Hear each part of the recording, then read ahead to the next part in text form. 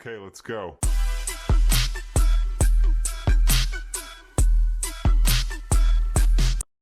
Good morning, good afternoon, good evening. कैसे हैं बालकों? सर हम बहुत अच्छे हैं। आज हम स्टार्ट करने जा रहे हैं अकाउंटिंग प्रिंसिपल्स। जी हाँ, हमने प्रीवियस क्लास में जस्ट कवर किया था फंडामेंटल अकाउंटिंग अजम्पशंस और अब हम कवर करने वाले हैं अकाउंटिंग प्रिंसिपल्स। सर ये अकाउंटिंग प्रिंसिपल्स क्या अकाउंटिंग करते वक्त हमें फॉलो करना होता है? The answer is yes. तो हम वन बाय वन सारे अकाउंटिंग प्रिंसिपल आज स्टडी करेंगे।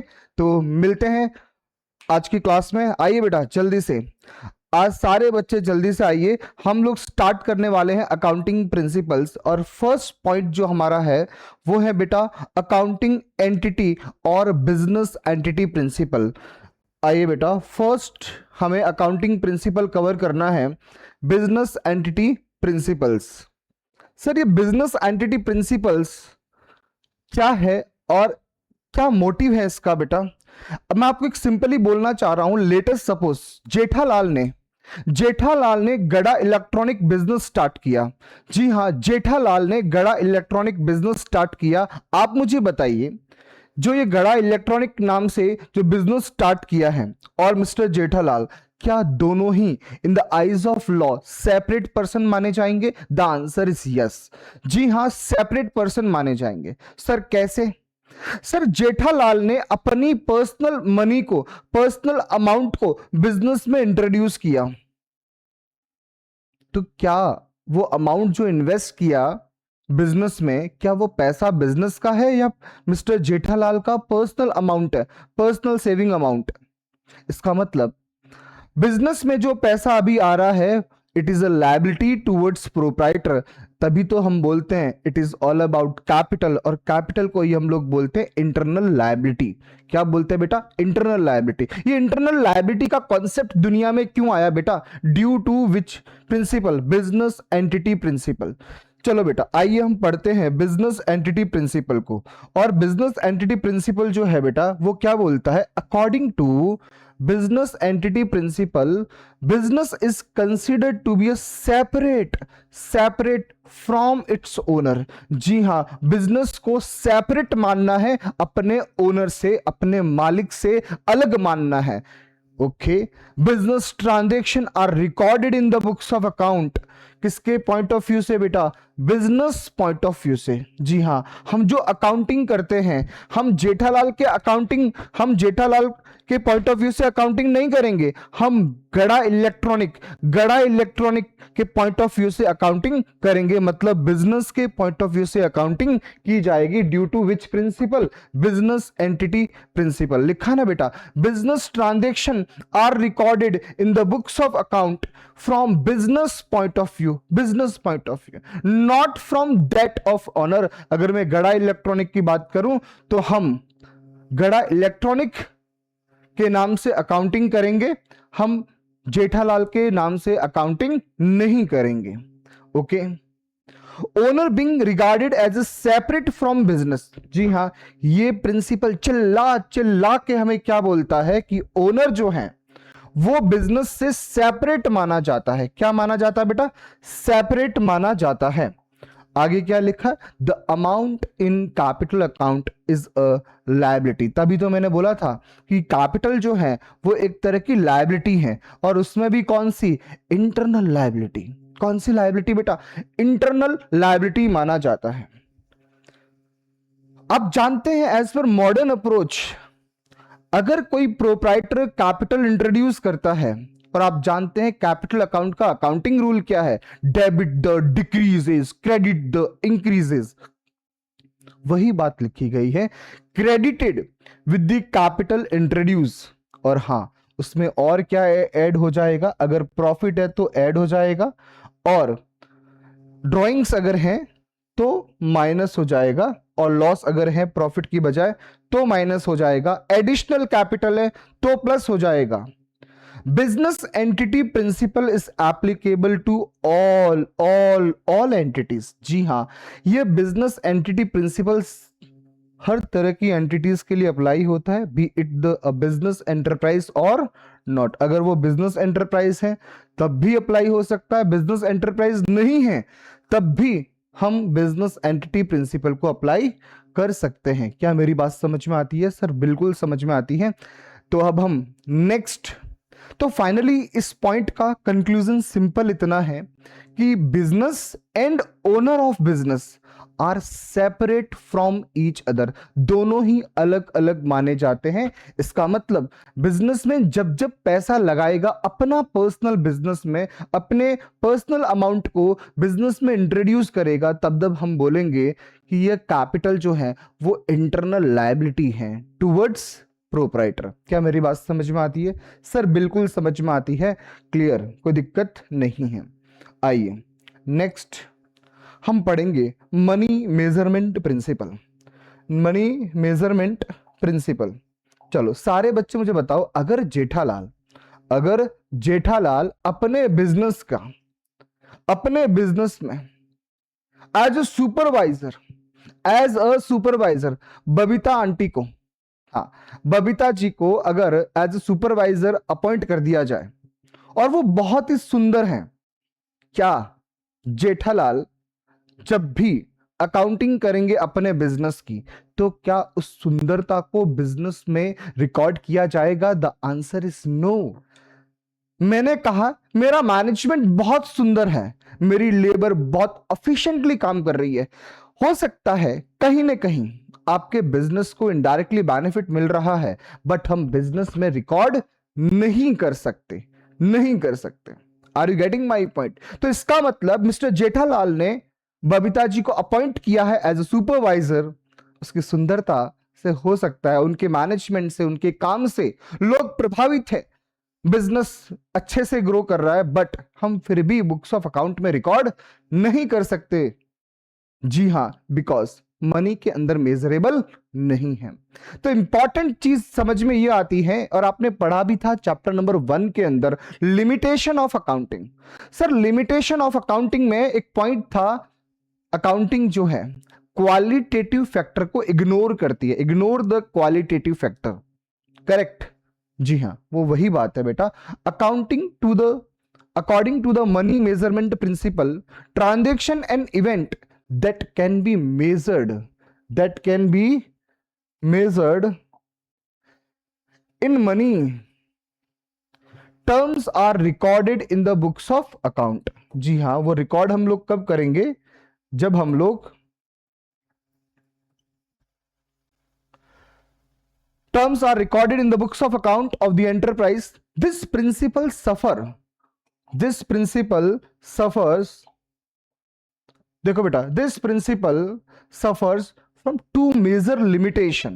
पहली लिमिटेशन क्या है बेटा?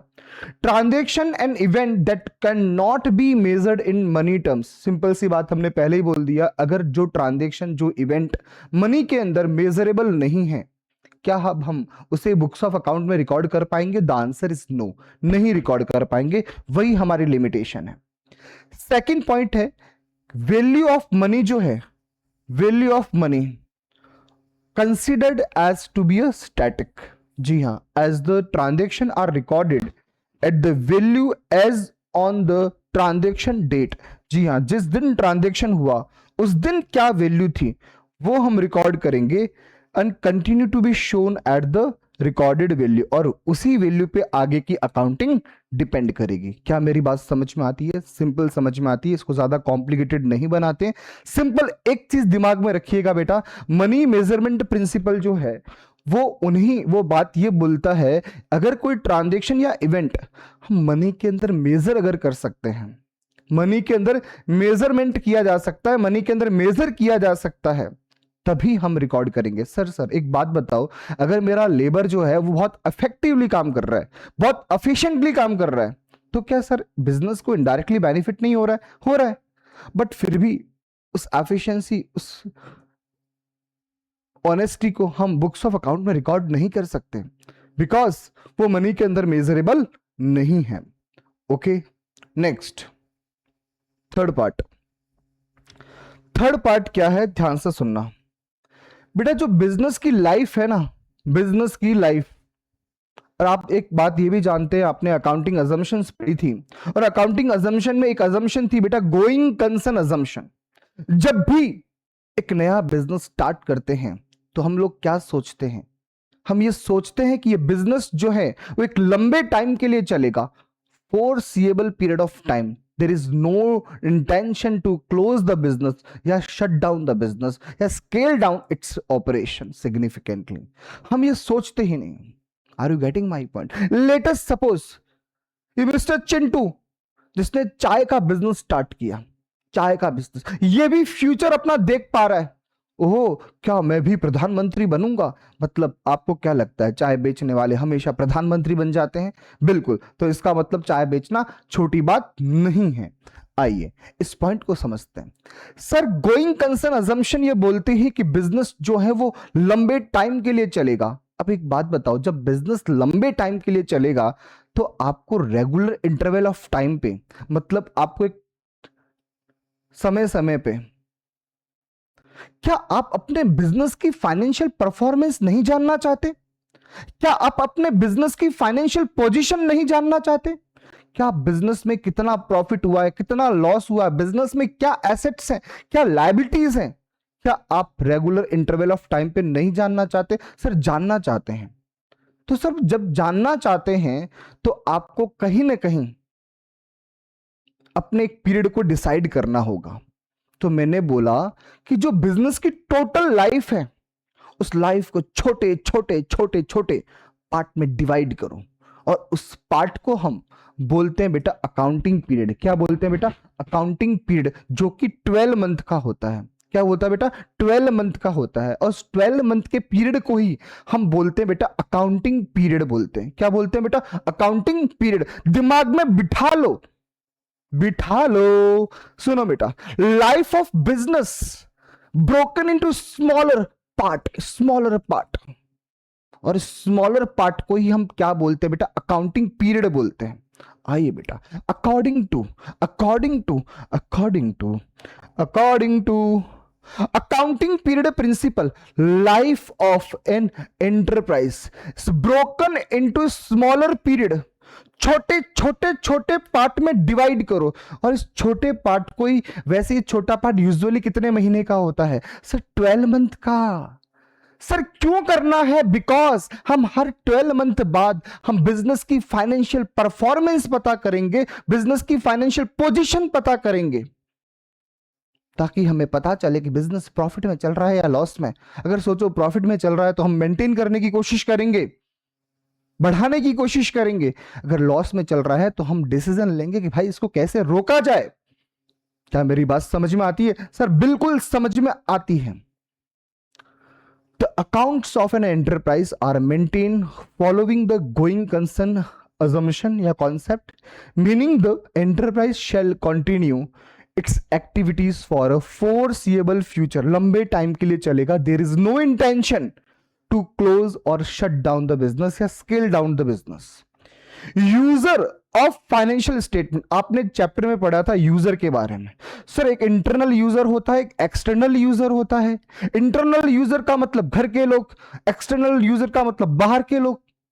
सर मैंने कहा user of financial statement specially the management, banks require information from accounts at regular interval. जी हाँ, मैनेजमेंट को, बैंक को हमेशा रेगुलर इंटरवल ऑफ टाइम पे इंफॉर्मेशन चाहिए कि भाई ये बिजनेस जो है इसकी परफॉर्मेंस कैसी चल रही है, बिजनेस की फाइनेंशियल पोजीशन कैसी है, ताकि वो टाइम टू टाइम डिसीजन ले सके। Oh my God, life of enterprise is broken into smaller period. Usually वो कितना? 12 मंथ, जिसको हम 1 ईयर बोल सकते हैं, और उसी को हम बोलते हैं अकाउंटिंग पीरियड। जी हाँ, जो ये पीरियड है उसी को हम बोलते हैं अकाउंटिंग पीरियड, जो कि 12 मंथ मतलब 1 ईयर का होता है। Are you getting my point? बिल्कुल सर, इसमें एक पॉइंट ध्यान रखना, एक होता है फाइनेंशियल ईयर, एक होता कैलेंडर ईयर। फाइनेंशियल ईयर, बालकों बताइए मुझे फाइनेंशियल ईयर कब खत्म होगा? सर 31 मार्च को। इसका मतलब स्टार्ट कब होने वाला है? 1 अप्रैल को। हम बात करें कैलेंडर ईयर की तो स्टार्ट तो होता है 1 जन और एंड कब होता है? 31 दिसंबर को। क्या मेरी बात समझ में आती है? सर बिल्कुल समझ में आती है। नेक्स्ट पॉइंट की तरफ मूव ऑन करेंगे। हमने सबसे पहला बेटा क्या पॉइंट कवर किया था? हमने कवर किया था बिजनेस एंटिटी प्रिंसिपल, उसके बाद हमने कवर किया money measurement principle, and then हमने कवर किया accounting period principle. Next sir मैंने कहा सर ये प्रूडेंस और कंजर्वेटिज्म प्रिंसिपल, प्रूडेंस प्रिंसिपल का ही दूसरा नाम है कंजर्वेटिज्म प्रिंसिपल, डर का दूसरा नाम प्रूडेंस प्रिंसिपल। अकाउंट्स में अगर आपको सब कुछ हासिल करना है तो एक ही नाम, जेन ट्यूटोरियल कॉमर्स कोचिंग क्लासेस, जो आपको फ्री ऑफ कॉस्ट सब कुछ प्रोवाइड कर रहा है, और ये कमिटमेंट रहेगा आपके लिए पूरे साल भर का। जी हाँ, आइए मिलते हैं प्रूडेंस प्रिंसिपल से। सर प्रूडेंस प्रिंसिपल का एक और नाम है कंजर्वेटिज्म प्रिंसिपल। जी हाँ, ये बोलता क्या है? ये बोलता है आने वाले जितने भी फ्यूचर में एक्सपेक्टेड, आने वाले फ्यूचर में जितने भी एक्सपेक्टेड, वर्ड बोल रहा हूं एक्सपेक्टेड, जितने भी एक्सपेक्टेड आपके लॉसेस हैं, जितने भी एक्सपेक्टेड आपके लॉसेस हैं, एक्सपेंसेस हैं, उनको रिकॉर्ड करो।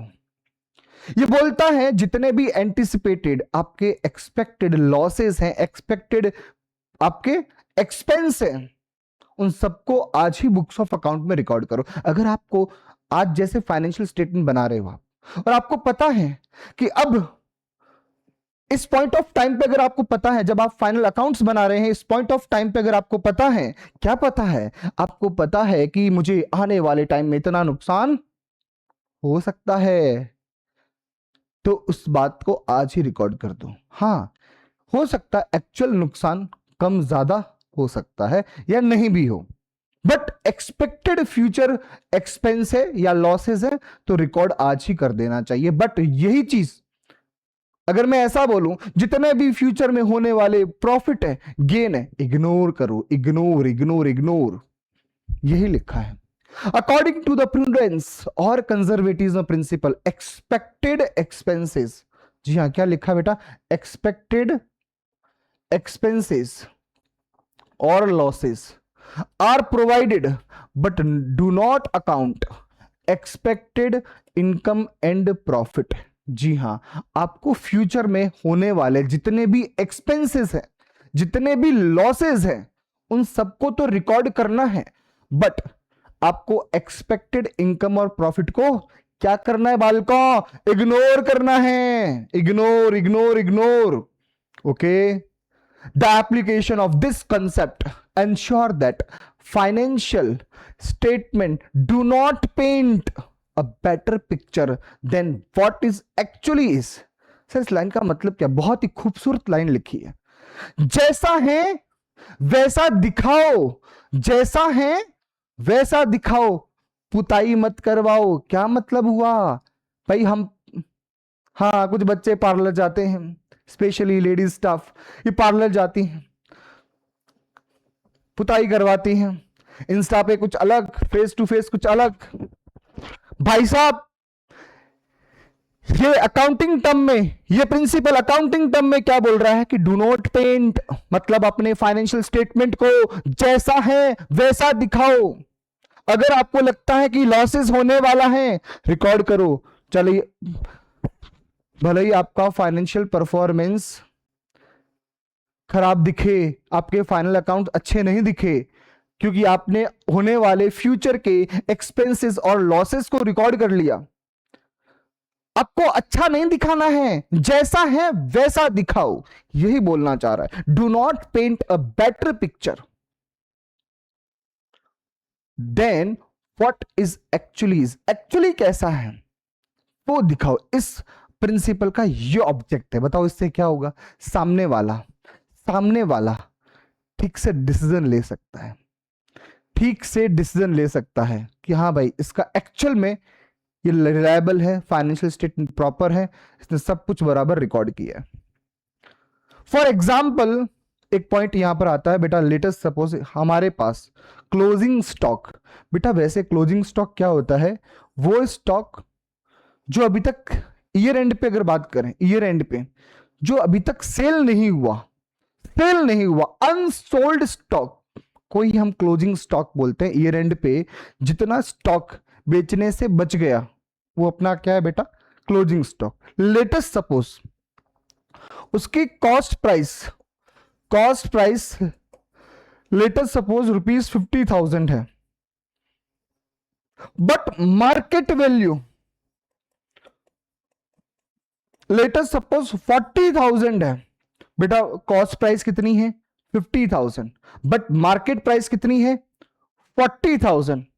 तो अकॉर्डिंग टू दिस प्रिंसिपल हम कितना रिकॉर्ड करेंगे, ओनली 40,000। हमने बाय डिफॉल्ट देखा जाए तो 10,000 का लॉस रिकॉर्ड कर दिया, क्योंकि हम तो स्टॉक सिर्फ कितने पे बता रहे हैं 40, हालांकि कॉस्ट प्राइस कितनी है 50। तो इसका मतलब हमने कहीं ना कहीं आपके होने वाले लॉसेस रिकॉर्ड किया है।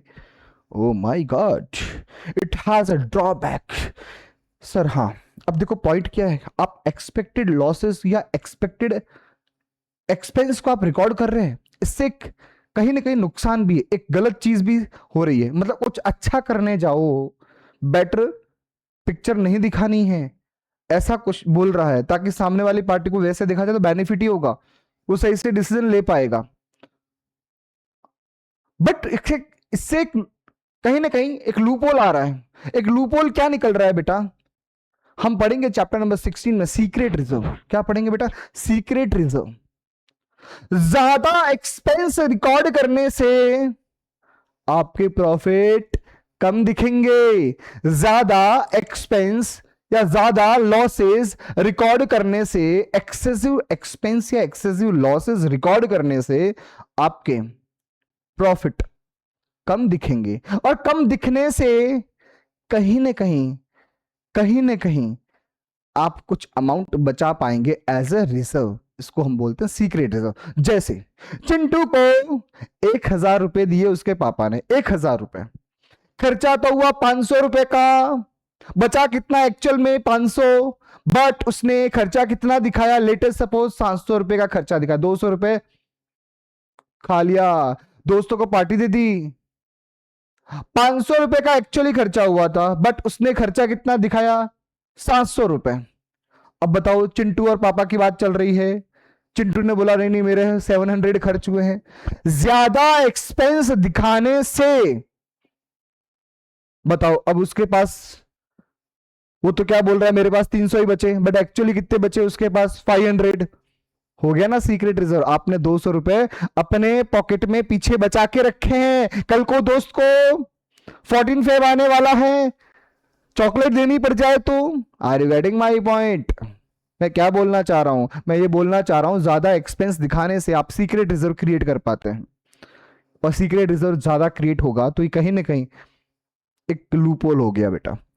It has drawback, it may be used to create secret reserve, example by creating excess provision for doubtful debts, depreciation and principle है बेटा कॉस्ट कंसेप्ट और हिस्टोरिकल कॉस्ट प्रिंसिपल। जी हाँ, historical cost principle. And this principle, हाँ बेटा इस principal के बारे में हम समझते हैं थोड़ा। ये प्रिंसिपल क्या बोलता है अपने आप में, ये प्रिंसिपल बोलता है हमने जिस प्राइस पे एसेट्स को परचेज किया, एसेट्स को खरीदने के लिए, एसेट्स को परचेज करने के लिए हमने जितना पॉकेट से पेमेंट किया है उतना ही रिकॉर्ड करना है, उतना ही अमाउंट बुक्स ऑफ अकाउंट में रिकॉर्ड करना है। देखो बेटा, सब्जेक्ट टू डेप्रिशिएशन। हाँ ध्यान से सुनना मेरी बात, आपने एसेट्स को जिस प्राइस पे परचेज किया उस प्राइस पे रिकॉर्ड करेंगे अपने बुक्स ऑफ अकाउंट में, सब्जेक्ट टू डेप्रिशिएशन। और फ्यूचर की जितनी भी अकाउंटिंग है उस वैल्यू पे डिपेंड करेगी, ना कि करंट वैल्यू पे, ना कि मार्केट वैल्यू पे। क्या मेरी बात समझ में आती है? बिल्कुल समझ में आती है, प्लीज आइए। According to cost concept, according to cost concept और principle, historical cost principle, an assets is recorded in the books of account at the price paid। Word क्या लिखा बेटा, प्राइस पेड, आपने जितना प्राइस पे किया है टू अक्वायर इट, उसको खरीदने के लिए, उस वैल्यू पे रिकॉर्ड करना है, उस वैल्यू पे रिकॉर्ड करना है। मैंने लेटेस्ट सपोज एक मशीनरी परचेज की जिसके लिए मैंने 5 लाख रुपए पे किए, तो आपको कितना रिकॉर्ड करना है? वो 5 lakh rupees. Cost is the basis for all subsequent accounting of the assets. और हां, आपने जिस प्राइस पे परचेज किया उसी प्राइस पे आपको रिकॉर्ड करना है बुक्स ऑफ अकाउंट में, और फ्यूचर में जितनी भी अकाउंटिंग है वो सब कुछ डिपेंड करेगी उस कॉस्ट पे। जी हां, अगर मैंने 5 लाख रुपए पे किए तो 5 लाख रुपए रिकॉर्ड करने हैं, और डेप्रीशिएशन मतलब जो फ्यूचर में जो भी अकाउंटिंग होगी उस 5 लाख रुपए पे डिपेंड करेगी। क्या मेरी बात समझ में आती है? बिल्कुल समझ में आती है।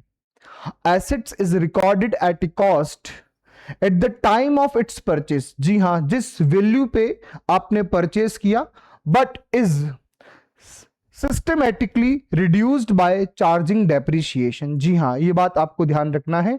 आपको रिकॉर्ड कौन सी वैल्यू करनी है? जिस वैल्यू पे आपने परचेस किया, बट इसको सिस्टमैटिकली रिड्यूस जो करेंगे वो सिर्फ और सिर्फ बेटा डेप्रिसिएशन अमाउंट से। ये बात मैंने पहले ही बोल दी, सब्जेक्ट टू डेप्रिसिएशन।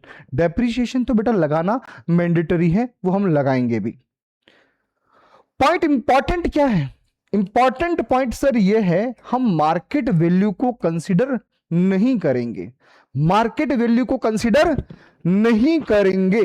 जी हां, market value of an assets में change with the passes of time. जी हां, जैसे जैसे टाइम बीतता गया मार्केट वैल्यू हो सकता है चेंज हो जाए, बढ़ जाए या कम हो जाए, but for accounting purpose it continues to be shown in the books of account at its book value. जी हां, हम जैसे जैसे टाइम बीतता जाए, हो सकता है मार्केट वैल्यू बढ़ जाए या मार्केट वैल्यू कम हो जाए, हम मार्केट वैल्यू को कंसीडर नहीं करेंगे। हम तो सिर्फ कौन सी वैल्यू को रिकॉर्ड करेंगे? Book value. और बुक वैल्यू का मतलब बेटा यह है जिस प्राइस पे आपने परचेज किया माइनस डेप्रिसिएशन, माइनस डेप्रिसिएशन, जिस वैल्यू पे आपने परचेज किया माइनस डेप्रिसिएशन। क्या मेरी बात समझ में आती है? बिल्कुल समझ में आती है। नेक्स्ट, मैचिंग प्रिंसिपल और कॉन्सेप्ट। सर ये मैचिंग प्रिंसिपल जो है ना, वो अपने आप में ये दुनिया में क्यों है? ये पॉइंट आया ही क्यों बेटा? ये प्रिंसिपल बना ही क्यों? मैं इस पे कहानी बताता हूं आपको, ध्यान से सुनना। आपको एक कहानी बताता हूं बेटा, चलो सुनो बेटा। आपने एक नया बिजनेस स्टार्ट किया, आपने एक नया बिजनेस स्टार्ट किया, और जब आपने एक नया बिजनेस स्टार्ट किया बेटा, आपके पास कोई ओपनिंग स्टॉक नहीं था, आपके पास कोई ओपनिंग स्टॉक नहीं था, ठीक है। आपने अभी अभी परचेज किया है, लेटेस्ट सपोज 10,000 यूनिट आपने परचेज की। कितनी यूनिट परचेज की बेटा? 10,000 यूनिट। इसका मतलब आपने एक्सपेंस भी कितनी यूनिट का रिकॉर्ड किया है? 10,000 यूनिट का एक्सपेंस रिकॉर्ड किया। ओके, अब पॉइंट ये है, आउट ऑफ विच आपने 8,000 यूनिट्स सेल की है, 8,000 यूनिट्स सोल्ड। अब इसका मतलब ये हुआ, आपने जो रेवेन्यू रिकॉर्ड की है, रेवेन्यू वो कितनी यूनिट की रिकॉर्ड की है? सर 8,000 यूनिट की रिकॉर्ड की है, बिकॉज 8,000 यूनिट आपने सेल किया है। अब थिंक अबाउट इट, आपने रेवेन्यू तो कितनी यूनिट की रिकॉर्ड की है? 8,000 यूनिट, बट आपने एक्सपेंस जो रिकॉर्ड किया है वो 10,000 यूनिट का रिकॉर्ड किया है। क्या ये मैच हो रहा है? The answer is no. आपने जितने यूनिट की रेवेन्यू जनरेट की है उतनी यूनिट का ही एक्सपेंस रिकॉर्ड करना है, ये मैचिंग प्रिंसिपल बोलता है। बट हमने तो कितना यूनिट का एक्सपेंस रिकॉर्ड किया? 10,000, और रेवेन्यू कितने यूनिट की है? 8,000। क्या ये मैच हो रहा है? नहीं। बट ये प्रिंसिपल बोलता है कि आपने रेवेन्यू जनरेट करने के लिए जितना एक्सपेंस किया है उतना ही रिकॉर्ड करेंगे। ओह, ये बात है, बिल्कुल। तो बेटा करना क्या है, आपको या तो यहां से 2,000 यूनिट का एक्सपेंस माइनस कर दो, तो अल्टीमेट क्या बचेगा, 8000 यूनिट का एक्सपेंस, या फिर आप क्या करें 2000 यूनिट का एक्सपेंस आप दिखा दें यहां पर बाय क्लोजिंग स्टॉक के नाम से 2000 यूनिट जो आप सेल नहीं कर पाए, और ये एक्सपेंस जो है आप करंट ईयर में रिकॉर्ड नहीं करेंगे। एक तरह से देखा जाए तो 10,000 यूनिट का एक्सपेंस डेबिट किया और वापस 2000 यूनिट का एक्सपेंस क्रेडिट किया, तो अल्टीमेट डेबिट में कितनी यूनिट का एक्सपेंस रहा, 8000 यूनिट। अब बताइए क्या मैच हो रहा है? यस, आपने रेवेन्यू भी कितनी यूनिट की जनरेट की है, 8000, और एक्सपेंस भी आप अल्टीमेट कितना रिकॉर्ड कर रहे हैं, 8000 यूनिट का। सर इसका मतलब ये 2000 यूनिट का जो एक्सपेंस है क्या वो नेक्स्ट ईयर रिकॉर्ड होगा? The answer is yes. चलो बेटा इसको हम पढ़ते हैं एक बार, क्या पॉइंट है। मैचिंग प्रिंसिपल और concept, according to this principle it is necessary to match revenue of the period with the expenses। जी हां, ये प्रिंसिपल ये बोलता है, ये आवश्यक है मैच करना रेवेन्यू को of that period with the expenses of that period. जी हां, revenue of the period with the expense of that period, मतलब सिंपल सी बात है कि आपने रेवेन्यू जिस पीरियड की रिकॉर्ड की है, एक्सपेंस भी उसी पीरियड का रिकॉर्ड करना है। Are you getting my point? अगर आपने, जैसे हमने प्रीवियस एग्जांपल लिया, आपने 10,000 यूनिट में से सिर्फ 8,000 यूनिट सेल की है, तो इसका मतलब आपने इस अकाउंटिंग पीरियड में सिर्फ कितनी यूनिट की रेवेन्यू रिकॉर्ड की है, 8,000, तो एक्सपेंस भी 8,000 यूनिट का रिकॉर्ड होना चाहिए। Okay, profit earn by enterprise during a period can be correctly measured only when. जी हां, ये बोलना चाह रहा है कि प्रॉफिट आप करेक्टली तभी मेजर कर पाएंगे जब आपने revenue earn during the period is matched with the expenses incurred to earn that revenue. जी हां, अगर सोचो आपने एक्सपेंस तो 10,000 यूनिट का रिकॉर्ड किया है, बट आपने रेवेन्यू सिर्फ 8,000 यूनिट की रिकॉर्ड की है, तो आप करेक्ट प्रॉफिट नहीं कैलकुलेट कर पाएंगे। यही बेटा ये बोलना चाहता है। Are you getting my point? तो इसका मतलब करेक्ट प्रॉफिट के लिए आपको अपने एक्सपेंस को मैच करना होगा with that revenue. Okay, it is not relevant when payment was made और रिसीव्ड। हाँ, ये जरूरी नहीं है कि पेमेंट मिला है या नहीं मिला है या बाद में मिलेगा, वो मैटर नहीं है बेटा। Okay, therefore as per this concept yeah adjustment are made for all the outstanding expense prepaid expense। जी हाँ, हम लोग तभी तो बेटा जैसे हम बात करते हैं एक्सपेंस की, हम आउटस्टैंडिंग एक्सपेंस को हम बेटा ऐड करके चलते हैं। इसका रीजन क्या है? क्योंकि आउटस्टैंडिंग एक्सपेंसेस जो है वो पर्टिकुलर करंट ईयर का होता है, बट प्रीपेड को हम माइनस करते हैं बिकॉज प्रीपेड जो है वो करंट ईयर का नहीं है। Are you getting my point? तो इसका मतलब ये हुआ, ये कंसेप्ट ये बोलना चाह रहा है कि एडजस्टमेंट जो हमें है वो भी हमें करने होते हैं ड्यू टू मैचिंग प्रिंसिपल और कंसेप्ट। इस पॉइंट को आप बेटर अंडरस्टैंड कब कर पाओगे? चैप्टर नंबर 19 में कर पाओगे।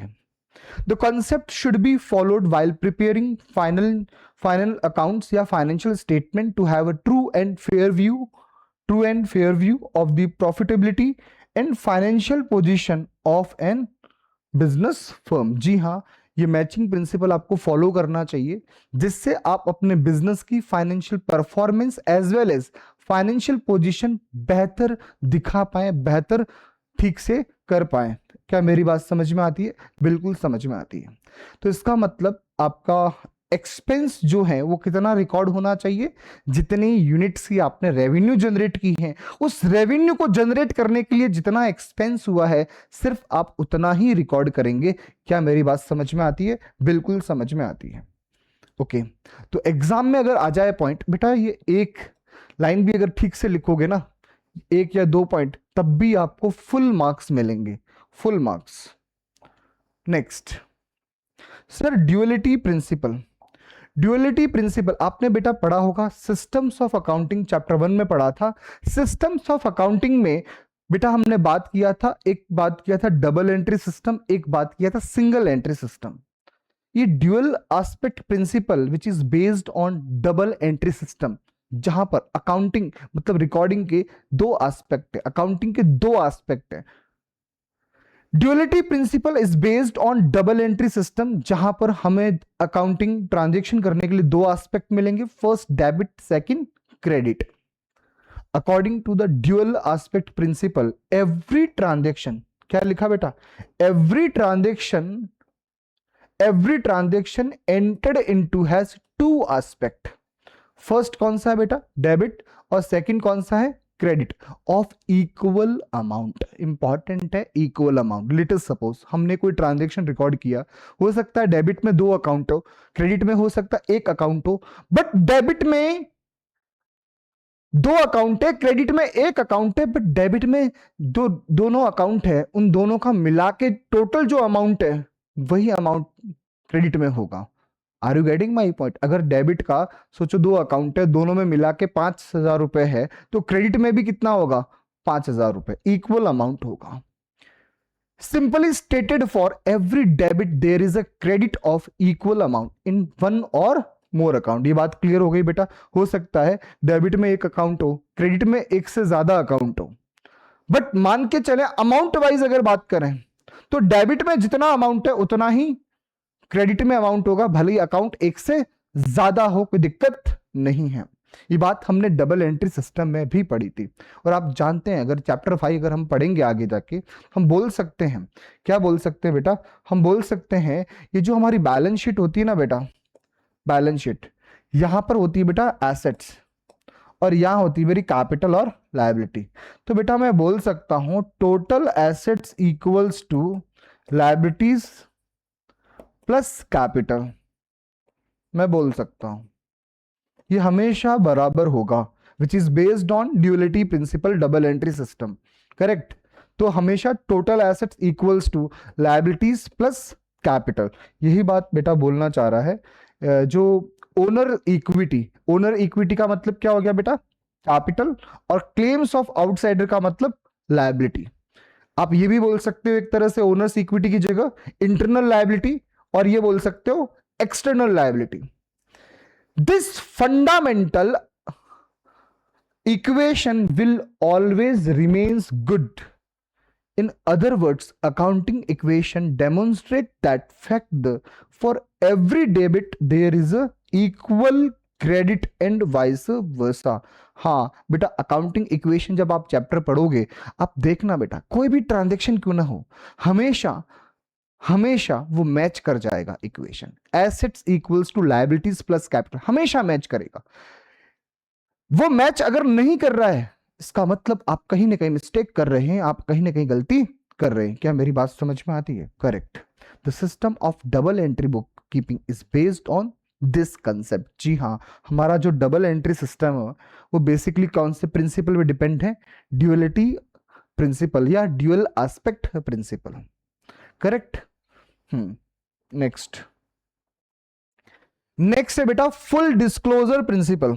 बेटा इस प्रिंसिपल में एक्चुअली क्या है, ये प्रिंसिपल क्या बोलता है मैं आपको बता देता हूं। ये प्रिंसिपल आपको बोलता है कि डिस्क्लोजर जो है वो कैसा होना चाहिए, वो होना चाहिए कंप्लीट, वो कैसा होना चाहिए, अंडरस्टैंडेबल होना चाहिए। आप जब भी फाइनल अकाउंट्स में डिस्क्लोज करें वो अंडरस्टैंडेबल होना चाहिए, फुल डिस्क्लोजर होना चाहिए, मतलब कंप्लीट रिपोर्टिंग होनी चाहिए, अंडरस्टैंडेबल होनी चाहिए। जितनी भी सिग्निफिकेंट इंफॉर्मेशन है वो सबकी सब डिस्क्लोज होनी जरूरी है। फुल डिस्क्लोजर ये बोलता है कि आपको जितनी भी मटेरियल इंफॉर्मेशन है वो सारी की सारी डिस्क्लोज करें ताकि हम बेटर अंडरस्टैंडिंग कर सकें, ठीक है, okay. According to the full disclosure principle, disclosure should be made of items required under the law and those items which are material। क्या बात लिखी गई है? ये बात ये बोलना चाहता है कि अगर कोई बात according to the law requirement है, अकॉर्डिंग टू लॉ कानून की नजरों में अगर कोई बात लिखनी अनिवार्य है, कंपलसरी है, तो आपको लिखनी पड़ेगी, डिस्क्लोज करनी पड़ेगी। Are you getting my point? या तो अकॉर्डिंग टू लॉ रिक्वायरमेंट है या फिर वो मटेरियल है, इंपॉर्टेंट है, सिग्निफिकेंट है, तो ये बात आपको डिस्क्लोज करनी पड़ेगी। दो ही बातें इंपॉर्टेंट है। पहला, अगर आपको लॉ के अंदर वो रिक्वायरमेंट है तो आप डिस्क्लोज करो। दूसरा, अगर वो बात मटेरियल है, मटेरियल का मतलब इंपॉर्टेंट है, सिग्निफिकेंट है, तो उस बात को डिस्क्लोज करो बेटा।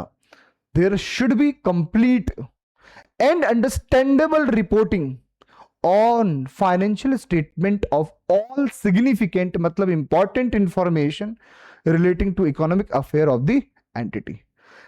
पॉइंट नंबर 3 में वही बात लिखा है कि अगर लीगल रिक्वायरमेंट के अलावा, अपार्ट फ्रॉम लीगल रिक्वायरमेंट मतलब लीगल रिक्वायरमेंट के अलावा, अगर आपको कोई गुड अकाउंटिंग प्रैक्टिसेस जो चाहता है, जितनी भी मटेरियल और सिग्निफिकेंट बातें हैं वो भी डिस्क्लोज करो। ये फुल डिस्क्लोजर प्रिंसिपल ये चाहता है, ये क्या चाहता है कि अगर लॉ के अकॉर्डिंग अगर कुछ रिक्वायरमेंट है वो हमने डिस्क्लोज किया, उसके बाद में भी कुछ बातें मटेरियल है, इंपॉर्टेंट है, सिग्निफिकेंट है, तो प्लीज डिस्क्लोज करें उसे, प्लीज डिस्क्लोज करें। ठीक है, disclosure of material information will result in better understanding. For example, the reason for low turnover should be disclose. जी हाँ, अगर हमारी कंपनी को, हमारी फर्म को टर्नओवर कम हो रहा है तो इस बात को डिस्क्लोज करना चाहिए, क्योंकि ये बात इंपॉर्टेंट है, मटेरियल है। ओके, तो इंपॉर्टेंट बात बेटा क्या है? Point number first, point number second, simple सी बात है, कंप्लीट और अंडरस्टैंडेबल रिपोर्टिंग होनी चाहिए, और लॉ के अंदर जो रिक्वायरमेंट है उसको तो डिस्क्लोज करना ही है। अपार्ट फ्रॉम, अगर कोई बात मटेरियल है, इंपॉर्टेंट है, सिग्निफिकेंट है, तब भी आप डिस्क्लोज करेंगे, ऐसा ये प्रिंसिपल बोलता है। Okay, next point sir, materiality principle. Materiality principle क्या बोलता है? एक बात बताऊं, सोचिएगा, सारे बच्चे सोचो जल्दी से, अगर अभी आपको सीबीएसई से एक इंफॉर्मेशन आ जाए, क्या इंफॉर्मेशन आ जाए कि जो बच्चे अभी क्लास 11th में हैं, अब उन बच्चों के लिए भविष्य में क्लास 12th में जब वो आएंगे, तो क्लास 12th में जब में आएंगे तो उस समय उनके बोर्ड एग्जाम नहीं होंगे। ध्यान से सुनना मेरी बात को। अभी जो बच्चे क्लास 11th से पास आउट होके क्लास 12th में जाने वाले हैं, अगर सोचो वो बोर्ड एग्जाम नहीं होंगे, कैंसिल कर दिए जाते हैं एक साल के लिए, तो सोचिएगा अब जो बच्चे ग्रेड 11th में हैं और जो अभी विद इन 1 ईयर 12th में जाने वाले हैं, तो बताओ उनके लिए क्या ये बात इंपॉर्टेंट है? जी हाँ, बिल्कुल इंपॉर्टेंट है। मैं ये बोलना चाह रहा हूं, कोई भी बात इंपॉर्टेंट डिपेंड करती है person to person, important depend करती है। कैसे sir? An item is material if its omission or misstatement can influence the decision of user. हाँ, अगर कोई बात के भूल जाने से या गलत तरीके से प्रेजेंट करने से अगर यूजर के डिसीजन में चेंजेस आते हैं, यूजर के डिसीजन में अगर चेंजेस आता है, तो समझ जाइए बात अपने आप में क्या है बेटा? मटेरियल है, इंपॉर्टेंट है। An item should be regarded as a material if there is a reason to believe that, अगर उसका नॉलेज होता influence the decision of an informed investor. Latest suppose ये बच्चा आज मनाली घूमने निकला, इसके पास इंफॉर्मेशन नहीं थी, वहां पता चला कि वहां सारे रास्ते ब्लॉक हैं। अगर ये सोचो, ये बात पता चल जाती हमें कुछ टाइम पहले हमारे रवाना होने, हम बिल्कुल ऐसी जगह पहुंच गए हैं कि हम बैक भी नहीं आ सकते, हम वहां फंस चुके हैं, काश ये बात हमें टाइम पे पता चल जाती, तो बताइए क्या ये बात हमारे डिसीजन को चेंज कर सकती थी? The answer is yes. इसका मतलब ये बात बहुत ज्यादा इंपॉर्टेंट थी, हमें पता होना चाहिए वहां की लोकेशन के बारे में, हमें पता होना चाहिए वहां के सिचुएशन के बारे में। तो इसका मतलब ये हुआ बेटा, ये बात हमारे लिए इंपॉर्टेंट है। हाँ, जो लोग नहीं गए अभी उनके लिए बात इंपॉर्टेंट नहीं है। हम लोग मनाली के लिए निकल चुके हैं, हम बीच में हैं, हम बैक भी नहीं आ पा रहे हैं, हम एक ऐसी जगह हैं जहां हम बैक आना हमारे लिए मुश्किल है, बट हम आगे भी नहीं जा सकते बिकॉज लैंडस्लाइड हो रहे हैं, बहुत ज्यादा प्रॉब्लम्स हो रही हैं। तो क्या ये बात इंपॉर्टेंट है? बिल्कुल टाइम पे पता होना चाहिए ताकि हम अपने डिसीजन को चेंज कर सकते थे। Whether an item is material or not, कोई बात इंपॉर्टेंट है या नहीं है, डिपेंड करेगा इट्स नेचर। जी हाँ, उसके नेचर पे डिपेंड करेगा और उसके अमाउंट पे डिपेंड करेगा। सर एक एग्जांपल बताओ।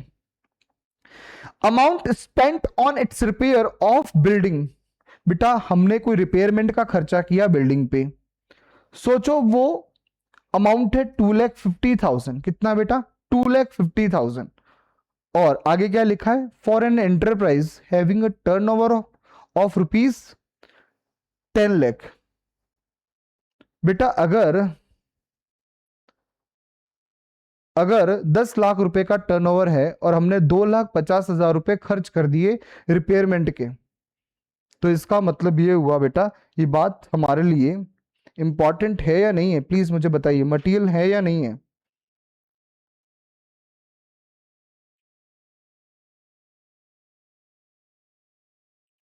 एक मिनट है बेटा, इसमें कुछ चेंजेस हैं। वो चेंजेस क्या है?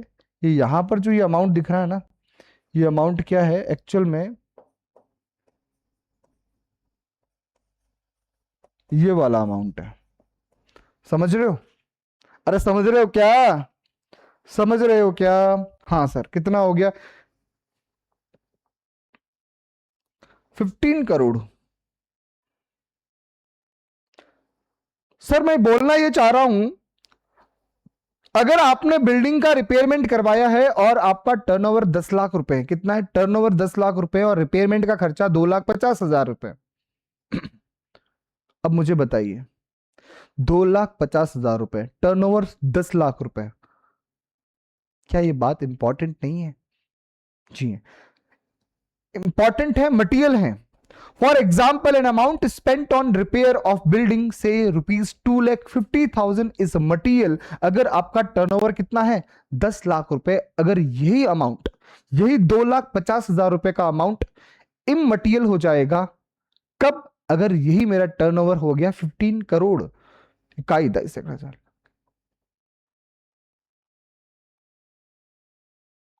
अगर ये हमारा टर्नओवर है, ये हमारा टर्नओवर है, तो क्या 15 करोड़ का मेरा अगर टर्नओवर है और 2,50,000 रुपीज मैंने रिपेयरमेंट पे खर्चा किया है, तो क्या उस समय ये अमाउंट मटेरियल होगा? The answer is no. But यही अगर मेरा टर्नओवर 10 लाख है, तो 2,50,000 भी वो सेम अमाउंट मेरे लिए क्या बन जाएगा? मटेरियल बन जाएगा, इंपॉर्टेंट बन जाएगा। भाई इतनी सी सेल, 10 लाख रुपए की सेल, उसमें से रिपेयर के लिए कितना खर्चा कर रहे हो? 250। तो बेटा बात तो इंपॉर्टेंट है। पॉकेट में 100 रुपए खर्च कर रहे हो, 1,000 रुपए पॉकेट में, 100 रुपए, अगर सोचो 90 रुपए खर्च कर रहे हो, दिक्कत है ना? अगर सोचो पॉकेट में 1,000 रुपए हैं और फिर 90 रुपए खर्च कर रहे हो, समझ रहे हो मेरी बात? अगर पॉकेट में 100 रुपए हैं और उसमें से आप 90 रुपए खर्च कर रहे हो मटीरियल, बट 1,000 रुपए हैं और खर्च 90 रुपए कर रहे हो immaterial. Are you getting my point? मैं बोलना ये चाह रहा हूं, डिपेंड करेगा कि उसका अमाउंट कैसा है। An item may be material for one enterprise but may not be material for another. हाँ ये हो सकता है, कोई चीज आपके लिए इंपॉर्टेंट है बट दूसरों के लिए नहीं, हो सकता है, कोई दिक्कत नहीं है। आइए बेटा मिलते हैं हम अपने नेक्स्ट प्रिंसिपल से। तो नेक्स्ट प्रिंसिपल क्या है बेटा? प्लीज जल्दी से बताइए नेक्स्ट प्रिंसिपल के बारे में। Revenue recognization concept. ये कॉन्सेप्ट क्या है बेटा? ध्यान से सुनना। रेवेन्यू को रिकॉग्नाइज कब करना चाहिए? रेवेन्यू को रिकॉग्नाइज कब करना चाहिए? सुनो एक सिंपल बात बताता हूं। एक एग्जांपल मैंने वहां यहां वैसे लिख रखा है। वो एग्जांपल क्या है? लेटेस्ट सपोज बेटा, जैसे मेरा ईयर एंड हो रहा है 31 मार्च 2026 को मेरा ईयर एंड हो रहा है। 31 मार्च 2026 को मेरा ईयर एंड हो रहा है और मुझे एक एडवांस मिला। कब मिला? फेब 2026 को मुझे एडवांस मिला, बट एक्चुअल में सेल कब हो रही है? इसके बाद मई 2026 को हो रही है।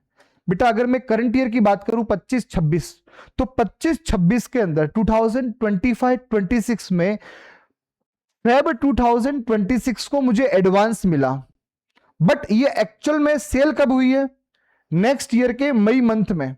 आप मुझे बताइए क्या 25-26 में 2025-26 में क्या मैं जैसे ही मुझे एडवांस मिला क्या मैं सेल को रिकॉर्ड कर दूं?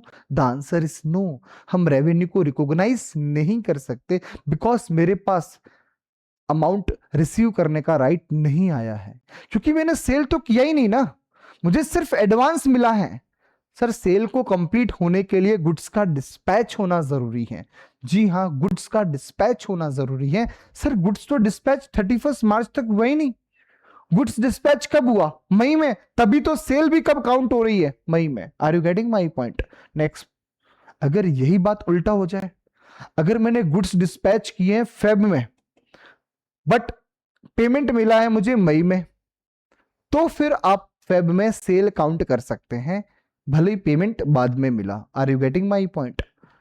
चलो बेटा पढ़ते हैं। According to the revenue recognition concept, revenue is considered to have been realised when transaction have been entered into. जी हां, जैसे ही ट्रांजैक्शन हुआ तो रेवेन्यू को रिकॉर्ड किया जाएगा। सर मुझे कस्टमर से ऑर्डर मिला, अभी ट्रांजैक्शन नहीं हुआ, क्या मैं इस बात को बुक्स ऑफ अकाउंट में रिकॉर्ड कर सकता हूं? नहीं, जब तक मेरे पास राइट टू रिसीव नहीं हो जाए, जब तक मेरे पास right to receive. Sir right to receive कब आता है? जब मैं अपनी फैक्ट्री से गुड्स डिस्पैच करता हूं, जब मैं अपनी फैक्ट्री से गुड्स डिस्पैच करता हूं, जब मेरे पास राइट आएंगे। किस बात के right? Right to receive the amount. जब तक मेरे पास राइट नहीं है तब तक मैं रेवेन्यू को रिकॉग्नाइज नहीं कर सकता। सर मैं बात ये बोलना चाह रहा हूं इस एग्जांपल में, सर 2025-26 में फेब 2026 को मुझे एडवांस मिला बट एक्चुअल में गुड्स डिस्पैच हुए नेक्स्ट मई 2026 को। क्या बेटा 25-26 में सेल रिकॉर्ड की जाएगी? The answer is no, because 25-26 में मुझे राइट टू रिसीव नहीं हुआ। अब वो राइट टू रिसीव एक्चुअल में कब हो रहा है? मई के अंदर। तो उस नेक्स्ट ईयर में हम सेल को रिकॉर्ड करेंगे। यही अगर उल्टा हो जाए कि फेब में सेल किया है मतलब गुड्स डिस्पैच हो गए, पेमेंट भले ही बाद में मिल रहा है, कोई दिक्कत नहीं है, 25-26 को ही हम सेल रिकॉर्ड कर देंगे, कोई दिक्कत नहीं है। Suppose an enterprise has received an advance, कब? फेब 2026 में। आगे क्या लिखा है? For the sale to be made in May 2026। जी हां, एडवांस कब मिला? फेब में। ईयर एंड वैसे कब होता है? 31 मार्च, मतलब ईयर एंड खत्म हो गया, ईयर खत्म हो गया, 25-26 खत्म हो चुका है। उसके बाद में हमने सेल किया मई 2026 को, तो भाई सेल भी तो नेक्स्ट ईयर ही काउंट होगी। हम 25-26 में काउंट कर ही नहीं सकते क्योंकि राइट टू रिसीव तो हुआ ही नहीं, सिर्फ एडवांस मिला है। तो revenue shall be recognise in May 2026। जी हां, हम पूरे 25-26 में उस सेल को रिकॉर्ड नहीं करेंगे। Upon sales having been made because the legal obligation to receive the amount is established in May. जी हां, इसका मतलब ये हुआ जैसे मुझे एडवांस मिला उस समय मेरे पास राइट नहीं आया, राइट टू रिसीव नहीं आया है। राइट टू रिसीव कब आएगा अमाउंट करने का? जब हम सेल करेंगे, और सेल करने के लिए हमें गुड्स का डिस्पैच होना जरूरी है। It is to be noted that recognising revenue and receipt of an amount are two separate aspect. जी हां, रेवेन्यू को रिकॉग्नाइज करना और अमाउंट को रिसीव करना दोनों ही अलग अलग बात है। यहां पर अमाउंट को रिसीव करने की बात पे फोकस नहीं है, यहां बात पे किस बात पे रिकॉर्ड, यहां पर किस बात पे फोकस किया है? यहां इस बात पे फोकस किया है कि भाई आप सेल को रिकॉर्ड कब करेंगे। जैसे बेटा मैंने कहा मैंने फेब में गुड्स बेचे, अपनी फैक्ट्री से गुड्स डिस्पैच कर दिए फेब में ही। तो 31 मार्च को जब मैं फाइनल अकाउंट्स बनाऊंगा तो क्या मैं वो सेल रिकॉर्ड करूंगा? यस, भले ही मुझे अमाउंट नहीं मिला, क्योंकि ये प्रिंसिपल अमाउंट रिसीव की बात नहीं करता है, ये बोलता है रेवेन्यू को रिकॉग्नाइज कब करना है, मींस रिकॉर्ड कब करना है, अमाउंट कब मिला डज नॉट मैटर। क्या मेरी बात समझ में आती है? Yes. An enterprise sale the goods in Feb 2026। जी हां, अगर आप गुड्स सेल कर रहे हो फेब के अंदर बट अमाउंट मिल रहा है अप्रैल के अंदर नेक्स्ट ईयर, कोई बात नहीं, हम तो फेब में ही सेल को रिकॉर्ड कर लेंगे। Revenue for this sale should be recognise in the Feb 2026 because हमने गुड्स डिस्पैच कर दिए हैं, बिकॉज हमारे पास लीगल ऑब्लिगेशन आ चुकी हैं। और कब आई बेटा लीगल ऑब्लिगेशन? कब आई? जैसे ही मैंने अपनी फैक्ट्री से गुड्स डिस्पैच किए। क्या मेरी बात समझ में आई? बिल्कुल। Are you getting my point? Yes. हो सकता है जैसे मैं बात करता हूं, एक पॉइंट और बात करता हूं बेटा, अब इस बात को अच्छे से समझो। आपका ईयर स्टार्ट हो रहा है 1 अप्रैल 2025 और ईयर एंड हो रहा है बेटा 31 मार्च 2026 को ईयर एंड हो रहा है। मैंने बोला मैंने जो सेल किया है वो लेटेस्ट, सपोज क्वेश्चन के अकॉर्डिंग ये जो पॉइंट था बेटा, उस पॉइंट में सेल कब हुआ है? फेब को। तो सुनो, मैंने फेब 2026 को गुड्स सेल किया, यहां मैंने गुड्स सेल किया, गुड्स सोल्ड, बट अमाउंट कब मिल रहा है बेटा? अमाउंट मिल रहा है मुझे बाद में, अप्रैल में लेटेस्ट सपोज अमाउंट मिल रहा है। कोई बात नहीं, मैं तो सेल इसी मंथ इसी पीरियड में काउंट कर दूंगा, फेब में ही काउंट कर दूंगा, भले ही अमाउंट मुझे बाद में मिले, कोई दिक्कत नहीं है, बिकॉज मेरे गुड्स डिस्पैच कब हो गए? फेब में। तो मेरे पास उसी समय राइट टू रिसीव आ गया। रेवेन्यू को रिकॉग्नाइज कब करेंगे? फेब में ही कर देंगे हम लोग, मतलब इसी ईयर में 25-26 में ही कर देंगे। तो इसका मतलब रेवेन्यू को रिकॉग्नाइज करना और अमाउंट का मिलना दोनों ही सेपरेट पॉइंट है। हम यहां पर रेवेन्यू को रिकॉग्नाइज करने की बात कर रहे हैं, अमाउंट को रिसीव करने की नहीं। क्या मेरी बात समझ में आती है? बिल्कुल sir. Okay, next point, verifiable objective concept. Sir ये कंसेप्ट क्या बोलता है? बहुत आसान है बेटा, बेटा सिंपल सी बात है। आप जब जब अकाउंटिंग करते हैं, जब अकाउंटिंग करते हैं बेटा, अकाउंटिंग करने के लिए कोई ना कोई आपके पास सपोर्टिंग डॉक्यूमेंट चाहिए। सर जब जब आपको अकाउंटिंग करनी है आपको सपोर्टिंग डॉक्यूमेंट चाहिए, और सपोर्टिंग डॉक्यूमेंट अगर है तो इसका मतलब वो ट्रांजैक्शन वेरीफिएबल है। जी हाँ, वेरीफिएबल है। ओके, और हाँ, accounting free from personal biasness भी चाहिए।